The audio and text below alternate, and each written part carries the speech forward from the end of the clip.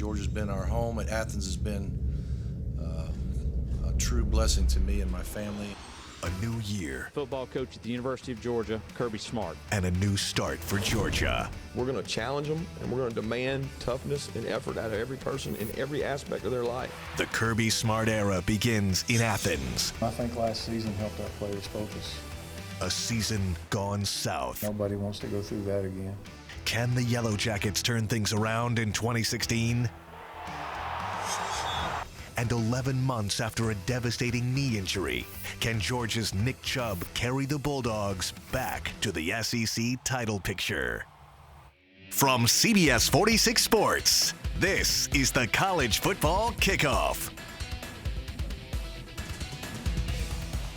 Hello and welcome to the College Football Kickoff. We are live from the College Football Hall of Fame here in downtown Atlanta. I'm Fred Khalil, and joining me tonight, national championship winning quarterback for the Georgia Bulldogs, Buck Bellew from 680 The Fan. Buck, it's great to be here because it's football season. I know you're excited, I'm excited. Well, if the first week's any indication, Fred, we're in for an exciting season. A lot of big games in this opening weekend. All right, well, let's get right to it now. We will start with your alma mater, the Georgia Bulldogs. Here's what you need to know about the Dogs this season. They're coming off a 10-3 year that ended with a win over Penn State in the Tax Slayer Bowl. Despite the win total, 10 wins, it felt like a big disappointment.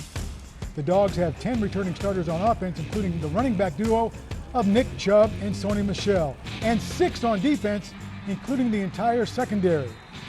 And for the first time since 2001, the Bulldogs will take the field with a new head football coach. Kirby Smart replaces Mark Richt as the head coach. There's a lot of excitement, but also a lot of expectations for Nick Saban's former right-hand man. For more on Kirby Smart's first game, let's go live to Sherry Burris. She's in Athens with the Bulldogs. Sherry? Well, Fred, it will be another week before Kirby Smart gets his first chance to coach a game here at Sanford Stadium. But from the minute he first walked on campus, met with his players, and up until now, his guys say Kirby Smart is bringing the intensity, but that's what they needed. The best part about Coach Smart being named was that we had somebody, because there was a long period there where it's like we're in the dark and we're just ready to work.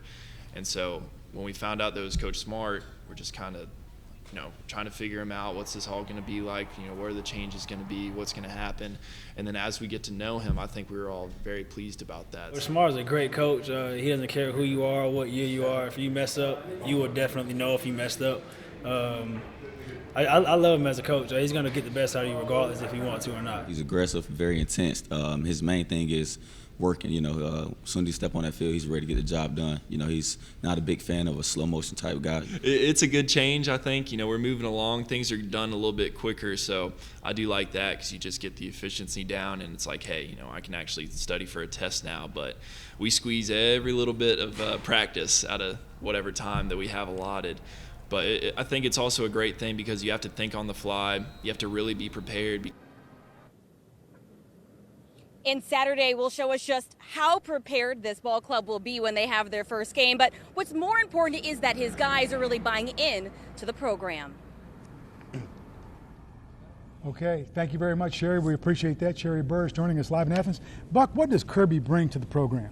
Well, Fred, you only have one chance at a first impression, and Kirby wants this thing to be a positive first impression.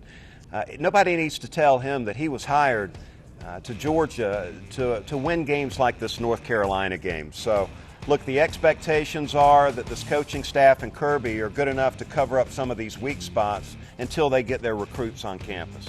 What about all of the experience that he had under Nick Saban, at LSU, at Alabama, in the National Football League? What about that experience with Nick? Well, he's going to draw from that, and that's one of the reasons why he was hired at the University of Georgia.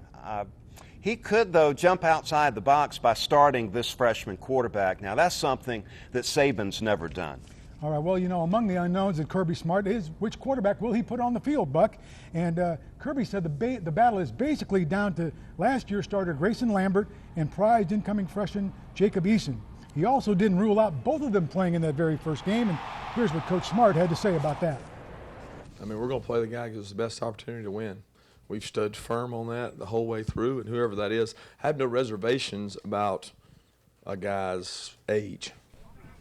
If you're old enough to play, then you're old enough to start. If you're good enough to play, then you're good enough to start. It just comes down to what's the best opportunity for us. It's not about the age factor. Buck, you were involved in one of these when you were at the University of Georgia trying to replace an incumbent. What's that battle like? Well, it's a tough competition, Fred. These are your teammates. You want to treat them with respect. It's a very competitive atmosphere. If you make the wrong choice as a head coach, this is a decision that could divide the team. So you've got to get it right. And who are you leaning toward? Well, coming out of the spring, I thought Jacob Eason was the best quarterback. Now, whether they want to protect him by not starting him, that might be a good decision. At the end of the day, it's about how you play, though, not who starts. If you start and don't play well, you're not going to be out there long. So, look, the great thing here is whoever it is at quarterback, they can turn around and hand it to Nick Chubb. Well, that's one thing we do know, Buck, that Nick Chubb will be back on the field with no limitations on Saturday night, almost 11 months after the devastating ACL tear. And his teammates are thrilled to have number 27 back. It's incredible what he's been able to do during, within 8 months or what. And he's been working real hard, and he deserves everything, he's getting. It's exciting. I'm happy for Nick. He went through a lot this offseason, worked extremely hard, so I'm very excited for Nick. It makes us feel like we got our brother back. He's ready. He's confident. We confident. We have confidence in him. And we just like, it's time to play now. Game week is here. When you hear your offensive lineman talk so great about you like that, Nick Chubb's a popular guy and a great teammate. What does it mean to have that big back? Well, it means he's going to give you 7.5 yards a carry. That's what he's provided in the first 2 seasons he's been getting the ball at Georgia. Give it to him twice, you got a first down. 3 times, you might have a 65-yard touchdown run. This is the best-case scenario for Georgia. Him not being on a pitch count, I would expect Jim Chaney is going to utilize Chubb early and often. I'm looking for 20 to 25 touches out of Chubb. Now, without Sony Michel, who maybe gets a couple of carries in there? I don't know if they can get Chubb off the field, Fred, but there are some backups, Holyfield, Harrion, these guys, Sutherland, these guys, they'll have to use as they see fit. But look, I think they're going to ride Chubb here in the first game of the season. All righty, well, we're just getting started. Here's what we have coming up after the break. Still to come on the college football kickoff. Will Justin Thomas be a lucky charm for the Yellow Jackets as they head to Ireland to play Boston College? I'm confident, the team's confident, and, we're just ready to play. Plus, last season was one to remember for both Georgia State and Kennesaw State. Can they shatter the glass ceiling in 2016? And later, Jerry Burris goes one-on-one with the legendary coach of the Bulldogs, Vince Dooley.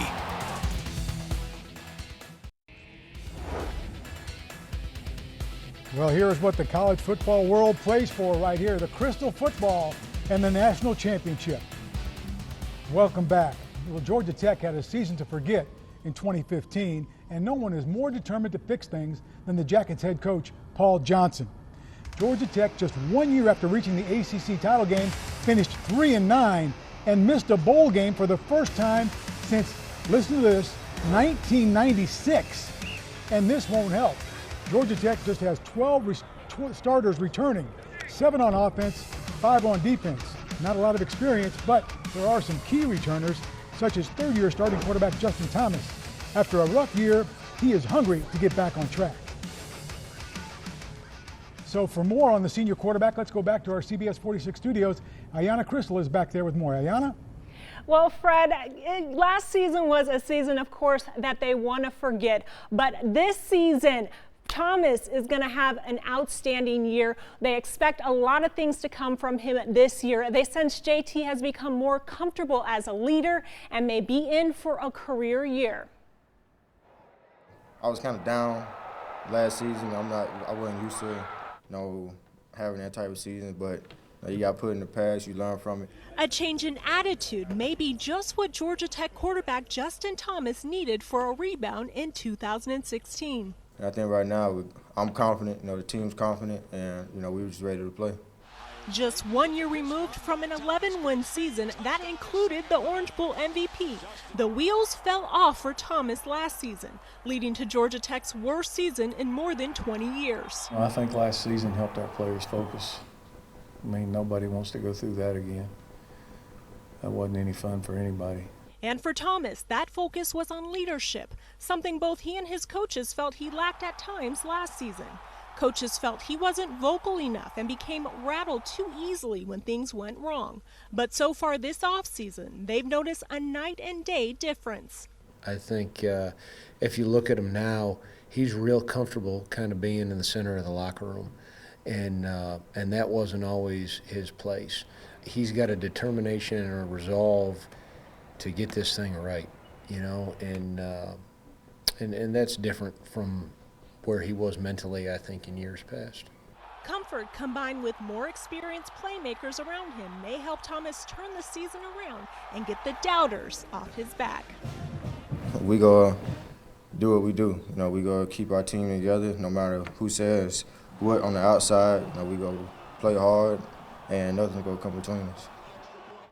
All right, so Thomas will be throwing to his main man, Ricky June, and he tells us despite the Orange Bowl 2 years ago, he thinks this will be JT's breakout season. So Fred and Buck, his teammates think he has a lot in the tank this season. So now let's send it back out to the guys at the College Football Hall of Fame in downtown Atlanta. Guys. Thank you, Ayanna. You know what? You think that Justin's got a lot in the tank, too. Why do you think this is going to be a better year for JT? Well, I think he was at the mercy of the people around him a year ago. I think the 10 other guys in the offensive huddle will be playing at a higher level this year. Marshall and Lynch, both freshmen running backs a year ago, they're back as sophomores now. You got Ricky June, J.J. Green, there's some playmakers out there. The real key is this Tech offensive line. Well, I want to ask you about that Tech offensive line and Tech opening the season across the Atlantic, but it's an ACC game. You know, it's not your usual non-conference game. They got a tough game right off the bat. We're going to have to get up early for that. And look, BC comes in very experienced, tough on the line of scrimmage, defense, a lot of experience over there on that defensive side. Tech's going to have to play well to win. I want to talk about the Georgia Tech defense now. They forced 17 turnovers in 2015.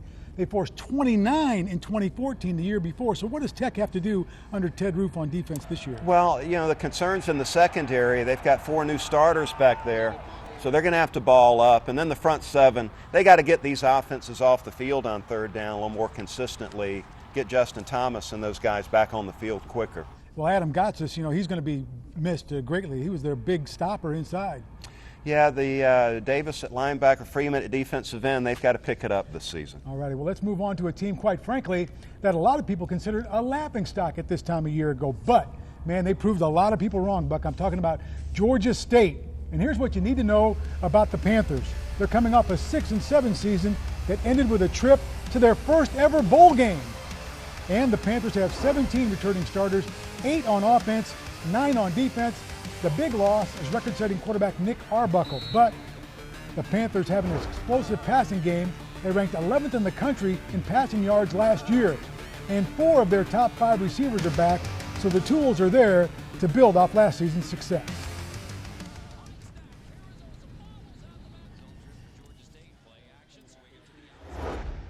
There's confidence, but there's also the fact that we still have to fight to have a winning season. I mean, no matter what you did last year, you ended up 6-7. And I don't know, you know, in a lot of people's eyes, but to me, that's not a non-winning season.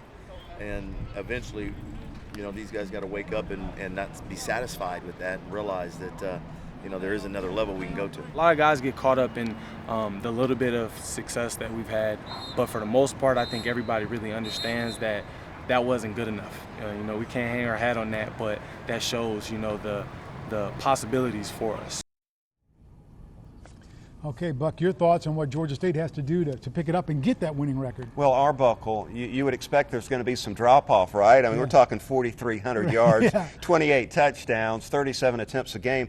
But the Utah transfer, Connor Manning, has Robert Davis, a go-to receiver, 4 of the 5 offensive linemen back. The pieces are there to make some noise. That's good news on the old line for Georgia State. We're going to take a look at Kennesaw State in a minute, but first, here's what's coming up next.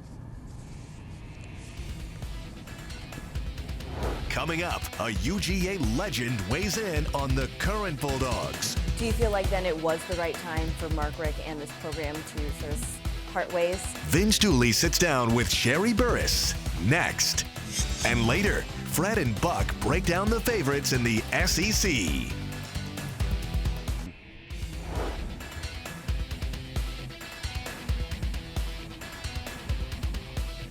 This is the front lobby of the College Football Hall of Fame, getting ready for the Chick-fil-A Kickoff Classic. The Bulldogs and Tar Heels, a little old school look.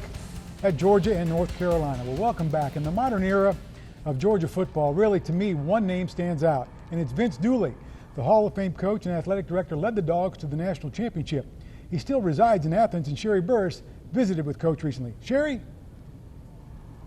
Well, Fred, yesterday I had a chance to speak with the famed ball coach, and we talked about the growth of this program, but most recently, the announcement of Kirby Smart as the head coach.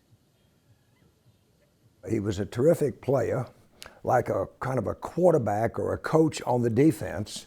And then he's got a wonderful assistant coaching trail, the last of which was the several years at Alabama. And so he's got a role model from that experience, winning 4 national championships.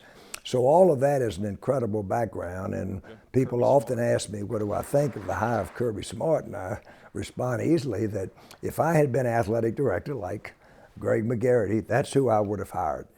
Do you feel like then it was the right time for Mark Richt and this program to sort of part ways? Well, I don't know that I could say that, because I hired Mark Richt 15 years ago, and he had a lot in common with Kirby 15 years ago, in that while Kirby was arguably under the best program in the country the last 10 years, Mark Richt was under the best program in the decade of the 90s at Florida State, and he was the offensive coordinator.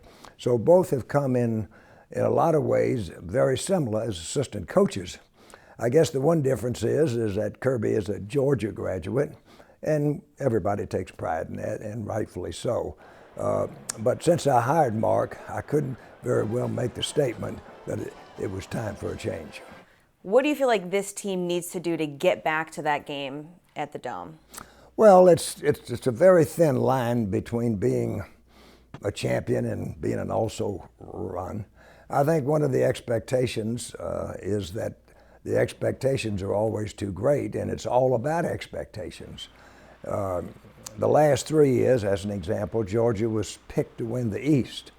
And then Missouri, who you covered, came out of nowhere, came into the conference and won it.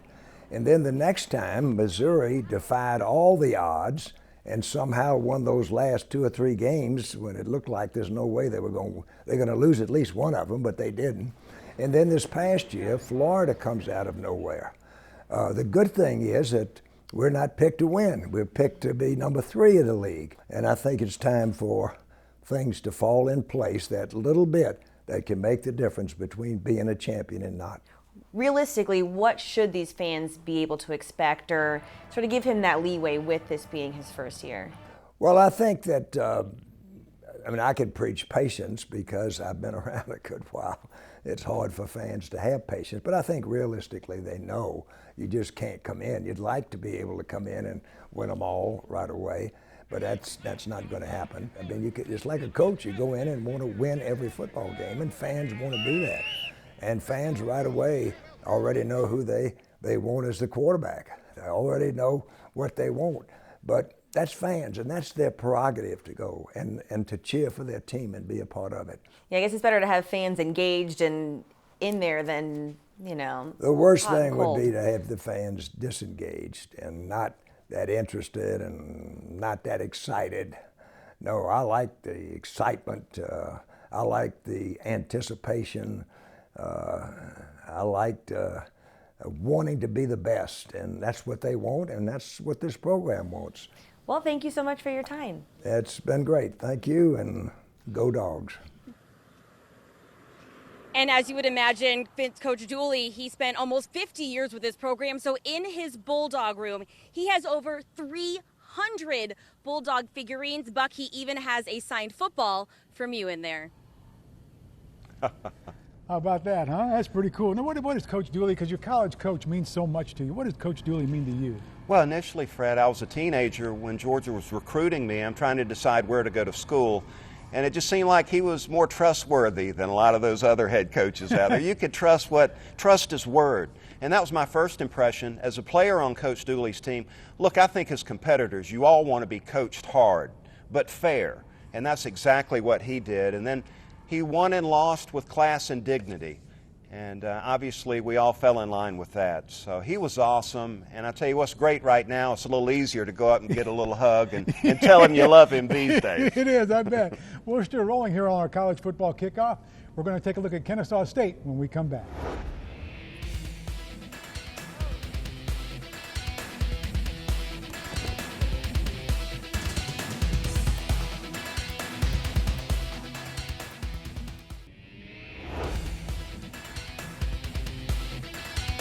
Welcome back. The SEC on CBS returns this week. At 3:30, it's UCLA against Texas A&M. And don't forget to join us afterwards for our wrap-up show. We've got one more local team to break down tonight.